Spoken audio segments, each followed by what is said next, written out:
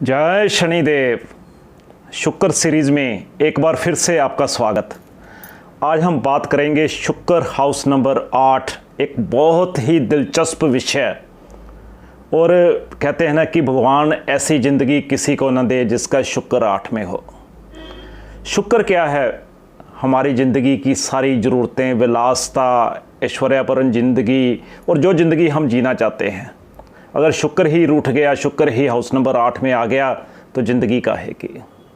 शुक्र भाव हमारा पार्टनर, हमारी पत्नी, अगर पत्नी को ही हम कष्ट में देखते रहे तो काहे की ज़िंदगी। पत्नी का सुख ही नहीं मिला या पत्नी को पति का सुख ही नहीं मिला तो उसमें कैसी ज़िंदगी। मैं कई बार सोचता हूँ कि जो लोग जुदा हो जाते हैं वो कैसे रहते होंगे। ज़िंदगी ख़त्म हो जाती है जब पार्टनर जो है साथ में ना रहे तो ज़िंदगी काहे की। तो ज़िंदगियाँ दोबारा बन जाती हैं मगर वो बात नहीं बनती है। अब शुक्र 8 की अगर मैं बात करूं तो सबसे पहले तो यहाँ पे ये कहते हैं कि आपने भाई ज़मानत नहीं देनी किसी की। कोई भी आदमी किसी की कब्र में जाके गिरता नहीं। इसका मतलब क्या है कि जब कोई आदमी मरा हो तो उसके साथ कोई मरता नहीं है। और ज़मानत देने का मतलब होता है कि अगर वो नहीं देगा तो तुम्हें देना पड़ेगा, तो मरने वाली बात है साथ में। तो शुक्र हाउस नंबर 8 सबसे बड़ी कंडीशन कि यहाँ पर मंगल अच्छा होना चाहिए, मंगल नेक होना चाहिए। क्योंकि शुक्र 8 जो है इसको कहते हैं शमशान की चंडाल औरत। और चंडाल, भूत प्रेत, इनको कौन ठीक करता है? ये किससे भागते हैं? ये मंगल से भागते हैं, हनुमान जी से भागते हैं। मगर अगर कुंडली में मंगल बद हो तो ऐसा इंसान मैंने देखा है कि आमतौर पर करैक्टर लेस ही होता है जिसका शुक्र हाउस नंबर 8 में होता है। मंगल नेक हो तो हम कभी भी नहीं मानेंगे कि ऐसा इंसान करैक्टर लेस होगा, क्योंकि शुक्र 8 होने से ही आदमी करैक्टर लेस नहीं हो जाता। मंगल की कंडीशन भी देखनी पड़ती है। तो लाल किताब क्या कहती है कि शुक्र 8 अच्छा होने के लिए सबसे पहले चंद्र अच्छा होना चाहिए, फिर बुध अच्छा होना चाहिए। अगर चंद्र अच्छा नहीं है तो बुध तो कम से कम अच्छा हो।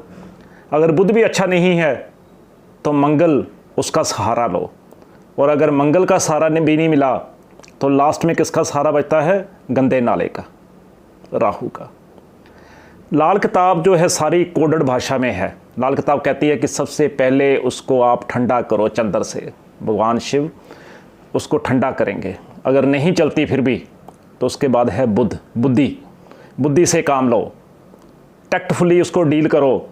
अगर बुद्धि भी नहीं चल रही है तो आगे क्या है? मंगल, जोर आजमाइश करके भी देख लो। अगर फिर भी नहीं मानती, क्योंकि भूत प्रेत कहाँ मानते हैं जोर आजमाइश को, तो अगर फिर भी नहीं मानती या नहीं फिर भी नहीं मानता हस्बैंड, तो लास्ट में क्या है? गंदा नाला राहु। अब गंदा नाला राहु, इसमें कहा गया है कि आप ऐसा करें कि या तो नीला फूल फेंकें उसमें, या आप एक तांबे का सिक्का या तांबे का पीस वहाँ पे डालते रहें। अब तांबे का पीस डालने का मतलब क्या है? नीला फूल तो माना कि चलो शुक्र को आपने नष्ट कर दिया, शुक्र की जितनी प्रॉपर्टीज़ थी वो ख़राब कर दी। नीला फूल डालने का मतलब तो आपको समझ आ गया। तांबे का सिक्का का मतलब होता है कि तांबा क्या है? सूर्य। सूर्य क्या है? हम अपना आप।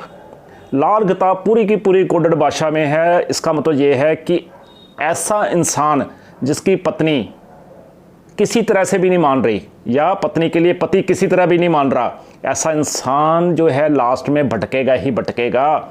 क्यों?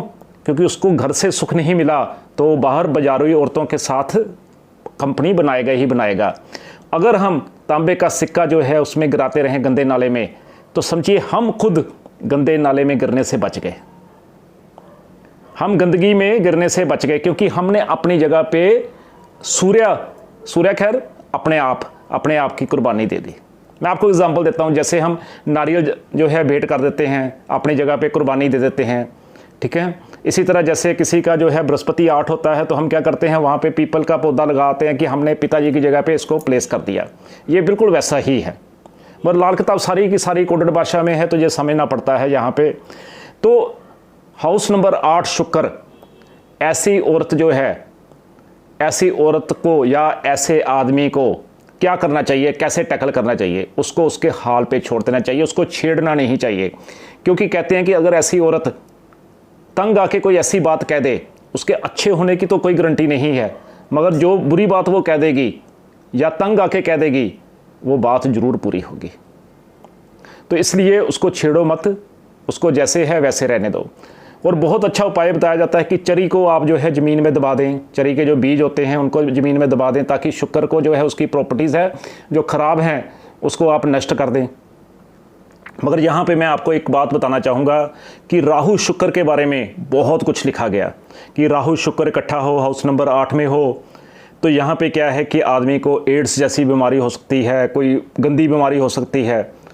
भाई मेरे राहु शुक्र इकट्ठे हों तो फिर भी बचाव हो जाएगा। ऐसी जो बीमारी आती है वो कुछ समय के लिए आती है, मगर अगर कुंडली में मंगल प्लस शुक्र हो, शनि प्लस शुक्र हो, तो पूरे के पूरे एड्स के चांसेस हो जाते हैं।